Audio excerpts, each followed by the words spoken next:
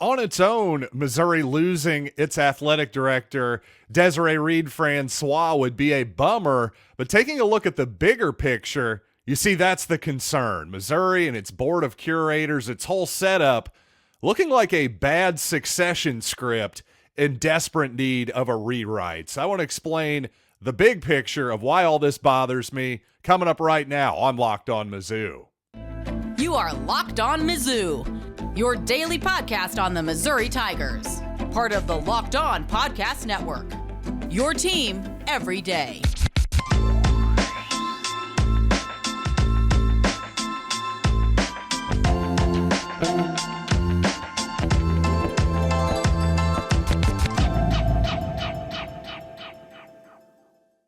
Hey, all you true sons and daughters, I'm John Miller, your Mizzou mafioso and the central scrutinizer of Missouri Tigers football and basketball. And coming up on the show, frankly, with Desiree Reed-Francois gone, well, the Dennis Gates calculus changes just a tiny bit. We're going to get there eventually. First, let me remind you that today's episode is brought to you by FanDuel. Make every moment more.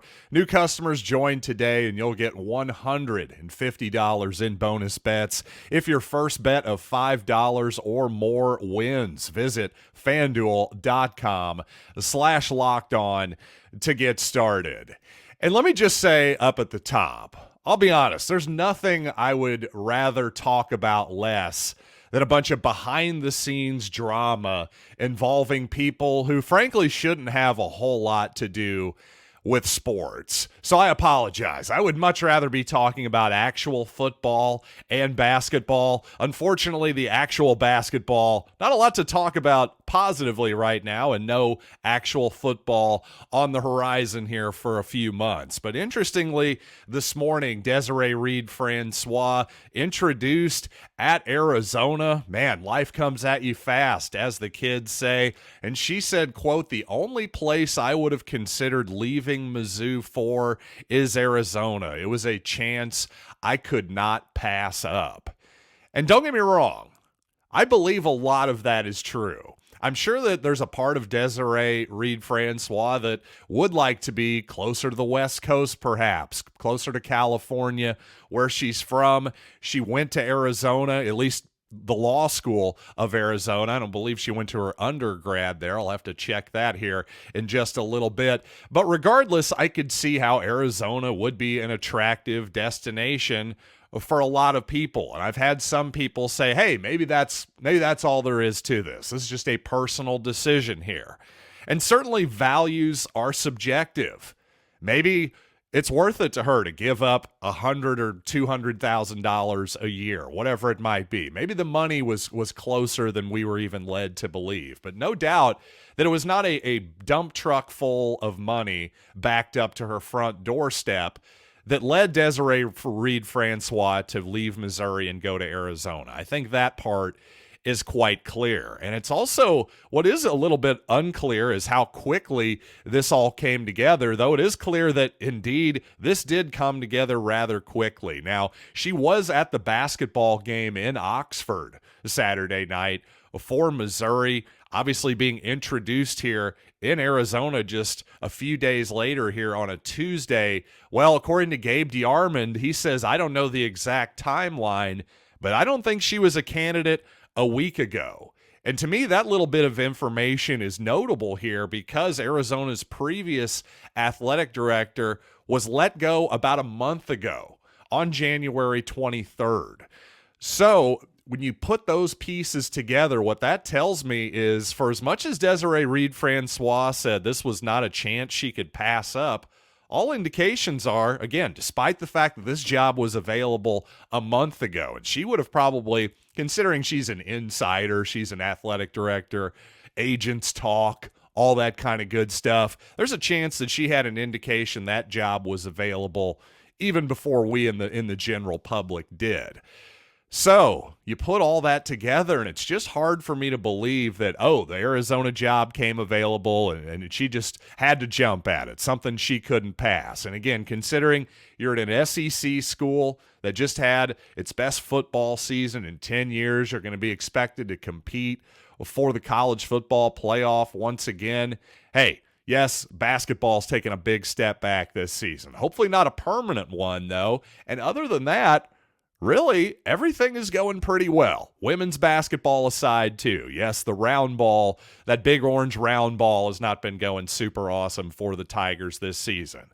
But everything else, it just seems like all systems are go. So again, when you add all this stuff together, it seems pretty obvious with the reporting that's been done by Gabe DeArmond, little bits of information coming out from Ben Fredrickson of the St. Louis Post-Dispatch saying that basically, hey, a lot of friction here, or at least some low-key friction, I believe is the phrase Ben used, some low-key friction between Desiree Reed-Francois, members of the Board of Curators, and I can confirm from sources within the university that a lot of that stuff is true. There's people in the Board of Curators who are not necessarily the biggest fan of Desiree Reed-Francois for whatever reason. And to me, just this whole thing is so disappointing because, again, it's not just about one person. It's not just about, oh, how could we replace Desiree Reed-Francois? Though, again, I'm a big fan of hers. As a person who goes to tons of these games, I've noticed all of the different game day improvements that have happened at football and men's basketball in particular. I just think she's the type of person that listens to her fans and actually takes action to make the fan experience better. Who can complain about that whatsoever? And again, just success-wise, things are going pretty well right now. Hopefully, again, we'll talk a little bit more about Dennis Gates and men's basketball here a little later on the show. That's the one black eye, I guess you could say, at this point. And again, this just feels like an unforced error. Why would I expect anything different in the future? That's what really bums me out about this, because it seems like the same structure is going to be in place indefinitely here. And more importantly, why would a potential athletic director expect anything different in the future? If I can't hire the next football coach, for instance, as Jim Sturck basically could not, well, then why would I want to take that job? Sure, you get the SEC prestige and the money to play with, but are you really the one who's actually calling the shots at the end of the day? As Gabe DeArmond said, talked about Wren Baker, a guy who has strong Missouri ties, a guy who just left Missouri to go to West Virginia fairly recently. Well, one of Gabe's readers asked, why would Baker not take the offer if it was given? And to which Gabe says he knows how everything works here. I'm not sure that's a positive. And he also just moved his family a year or two as well. I know Wren well enough to know that was not an easy decision for him. So again, if somebody who has worked at Mizzou, a guy who's well thought of, it would seem like Wren Baker may have, as Gabe sort of implied here, there may be some reservations by seeing how the sausage is made at Missouri. Having too much knowledge may be actually a bad thing at this point. That just seems ridiculous to me. Don't get me wrong. I understand what Gabe's saying. I understand that's not what I'm saying is ridiculous. What's ridiculous is the situation.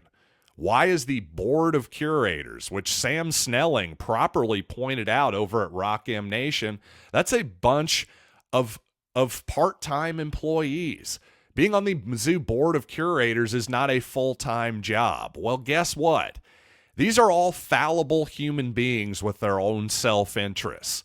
Why would I trust a bunch of part-timers with power over my athletic director, Desiree Reed-Francois, who not only seemingly is doing a good job, in my opinion, that's a subjective value there, but objectively, she's also just there. She's at every single game, basically, including on the road. Her face is out there all the time. Why would I not trust her? She's the one with the knowledge and the information. And frankly, if you don't trust her, well, then maybe she should have been fired, essentially. And I don't know. Maybe that is what happened behind the scenes. But if that's the case, then again, hard for me to trust the Missouri Board of Curators and their judgment at this point. It really is, when they're the ones who, by the way, yeah, a lot of people will point out, hey, they gave us Eli Drinkwitz. Well, congratulations on getting one right with a process that really cannot be defended by anyone with a brain. Because again, it's gotten us to this point where I don't know how the Missouri athletic director job is not artificially, the value of it, is it not devalued by the Board of Curators? There's just no excuse for that. Again, an unforced error that should not be happening. And frankly, Missouri, everybody in charge of that athletic department, the president on down, let's figure out a better structure, one that makes more sense and doesn't lend itself to a succession-like situation where people behind the scenes are constantly at their throats. There needs to be an actual pecking order, and to me, the athletic director should basically be right at the top of it. And you know what? Desiree Reed-Francois' departure does change the calculus a little bit for Dennis Gates and his future, but maybe not quite as much as you're expecting. So let's just take another look at Dennis Gates and his job security coming up. But first, let's talk about FanDuel, because you got to get buckets with your first bet on FanDuel, America's #1 sports book. Right now, new customers get $150 in bonus bets with any winning a $5 bet. That's $150.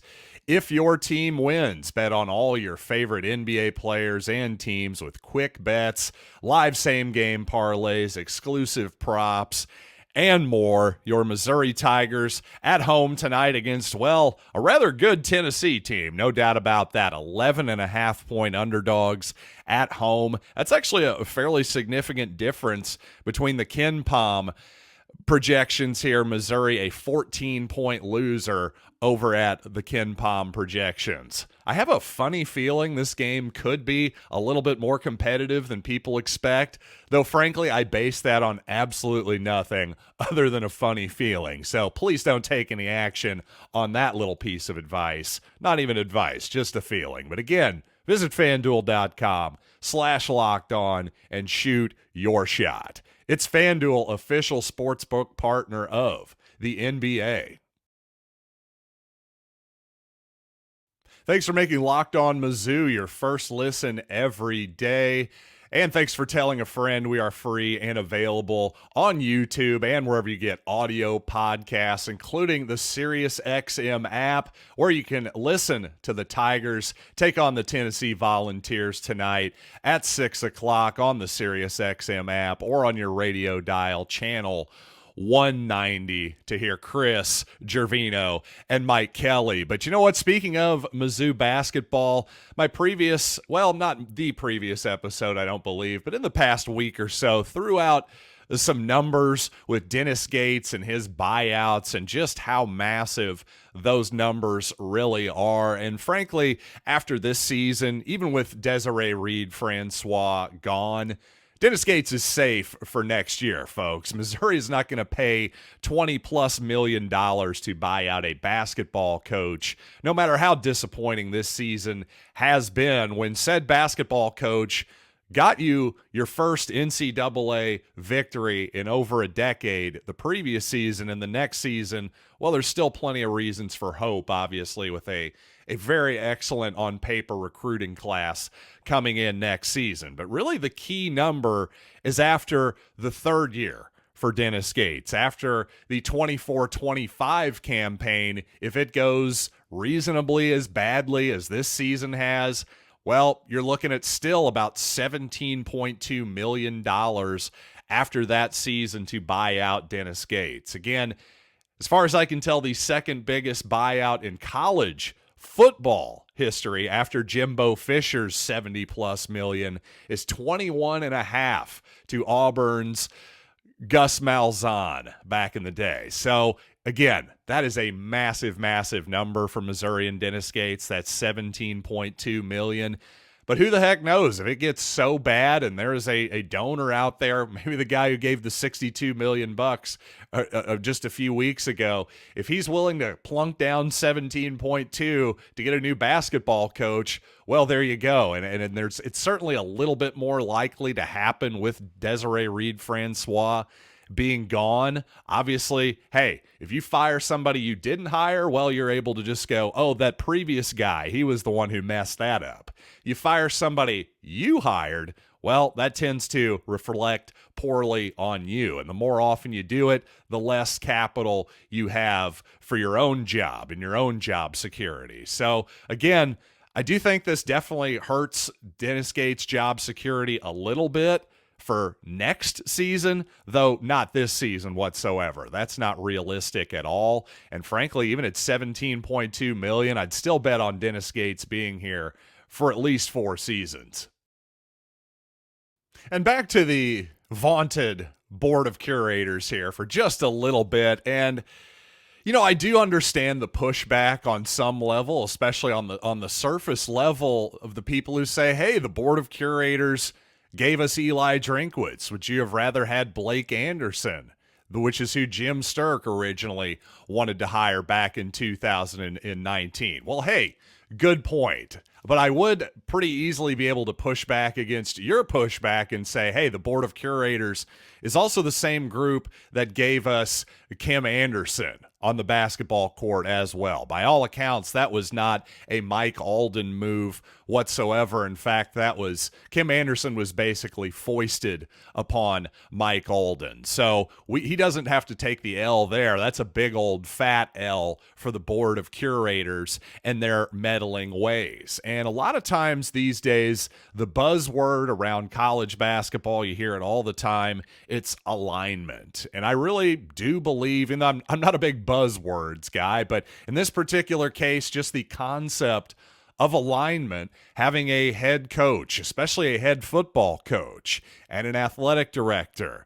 And hopefully everybody, yes, human nature being what it is, there's always going to be competition and cliques and all this different kind of stuff and power struggles for sure. And that's what we saw, I think, pretty obviously play out in front of our eyes one way or the other here behind the scenes in the Missouri athletic department. So again, what Missouri has to do, in my opinion, is make, I'm going to use another buzzword here, systemic changes to how this whole structure works. It's not necessarily about, hey, these people in the Board of Curators are bad, this one's good, this, that, or the other, or Desiree Reed-Francois, right, wrong, or the other, because there's a lot of behind-the-scenes details that obviously I am not privy to, but what I have been privy to over the years here at the University of Missouri is a lack of alignment within the university and the athletic department. And too often, the athletic part of the university and the academic side much too often are at odds. Again, why can't we just all be in alignment here? It seems obvious to me that, listen, I'm all about academics and learning stuff. Don't get me wrong. I like me some book learning, folks. I'm not just a dumb jock. Hopefully you've figured that out by now. But here's the deal. When athletics is good at Missouri, when football is good, what does that do? That brings more eyeballs to the University of Missouri. It makes more people interested in going to the University of Missouri. This is all a very positive, self-fulfilling almost prophecy that makes everything better. It's a rising tide that lifts all boats, if you will. More money to the athletic department means more students enrolling. That means more research money for various different sciences and blah, blah, blah, blah, blah. You understand my point. The main one here is, hey, again, alignment, academics, athletics. Let's get with it. And at a certain point, the Board of Curators, they may have their reason for existing, but the reason is not to be meddling with the athletic director who is putting in 60 to 80 hours a week worrying about his or her athletic department. Meanwhile, this is a part-time gig for you. Clearly, this is not, here comes another buzzword, a sustainable infrastructure. And I do want to address one more bit of a defense for the Missouri Board of Curators.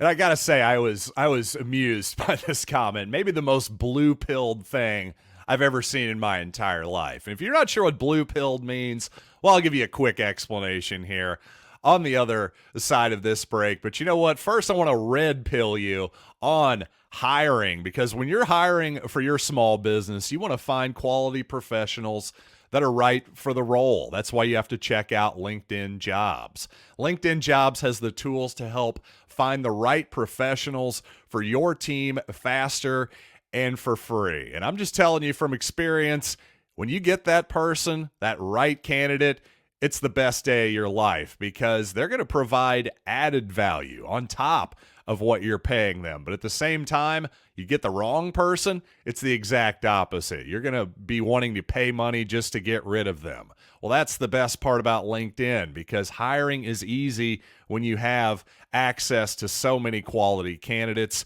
So easy, in fact, that 86% of small businesses get a qualified candidate within 24 hours. So post your job for free at linkedin.com/lockedoncollege. That's linkedin.com/lockedoncollege to post your job for free. Terms and conditions apply. Locked On has launched the first ever national sports 24/7 streaming channel on YouTube, and now it's also available on Amazon Fire TV and the free Fire TV channels app. Find Locked On Sports today, now available again on the free Fire TV channels app. And for the uninitiated, well, The Matrix. There's a very early moment, pivotal moment in that movie where the main character, Neo, essentially is offered two options. He can take the blue pill, and basically everything he will have seen up until this point will be forgotten, and he can go back to his safe and normal existence. But if he takes the red pill, well, then he's going to discover the horrifying truth of the real world, essentially. So basically, hey, blue-pilled, I've been a blue-pilled guy in my life. Of course, children are very blue-pilled. I remember thinking, hey, well, I remember being able to talk, too. When I was a kid, I thought all adults were smart and that they had, well, they weren't selfish and that, you know, they had everybody's best interests at heart and all that good stuff. Well, I couldn't help but be amused over at Rock M Nation. Nate Edwards had an amusing piece. At least I found it amusing. Not everybody did, apparently, but his piece was called "The Board of Curators Plots Its Next Dastardly Deed." And you've got a bunch of sort of Handmaid's Tale looking people with, you can't see their faces in the image there. So clearly meant to be lighthearted there. But one commenter, again, this is the most blue-pilled thing I've ever heard in my life. Quote, "I hope this was meant as a joke. I'm not laughing. I'm not sure of the situation as it exactly happened, and we may never get the complete story. I may not agree with the curators on every decision, but I do feel they, as a whole, have the best interest of the university system." So the argument here is an appeal to authority. I'm just supposed to blindly trust the experts, right? Well, my goodness, after the last few years, without even getting into the idea of just blindly trusting experts at this point, once again, the Board of Curators, how can we call them experts? I'm not even going to give them that because, again, these are part-time employees. And to this idea of having the best interest of the university system, well, at the risk of repeating myself, again, these are fallible human beings just like me and you who have their own self-interests. And when it comes to the idea of micromanaging, this is why this is important. Let me give you an example. I'll give you a personal example here. One thing I like about working for the Locked On Podcast Network is they do not micromanage my content whatsoever. Now they give me guides. They tell me, hey, read this ad here, obviously at this point in the show. Keep the show to this length, all that kind of stuff. They have a format that they like, and I try to adhere to it the best that I can. But I know what Mizzou fans want to hear more than the eponymous David Locke, who is the voice of the Utah Jazz and objectively a much more experienced and accomplished broadcaster than myself. But again, I'm the Missouri expert. David is not. He's the broadcasting expert compared to me, but he's not the Missouri expert. All of us have specialized knowledge, and if you don't trust your athletic director and her specialized knowledge, again, I'm questioning why you hired her or even have the job in the first place. If she's simply meant to just be a figurehead, well, quite honestly, she was doing a good job being the figurehead. She had convinced people like me that things were going great at the university, and she seemed to be a likable, again, public face on the athletic department that could shake hands with donors and season ticket holders and make them feel important, that kind of deal. All of us want to feel important. So I don't know, to me, just on every level, none of this stuff makes any sense. And the appeal to authority of, hey, we got to trust the Board of Curators, I'm sorry, that just does not fly for me whatsoever when we've seen again and again their micromanaging has been a big problem here and remains a big problem. Hey, a broken clock is right twice a day, as they say. And apparently they got a little lucky with that whole Eli Drinkwitz situation.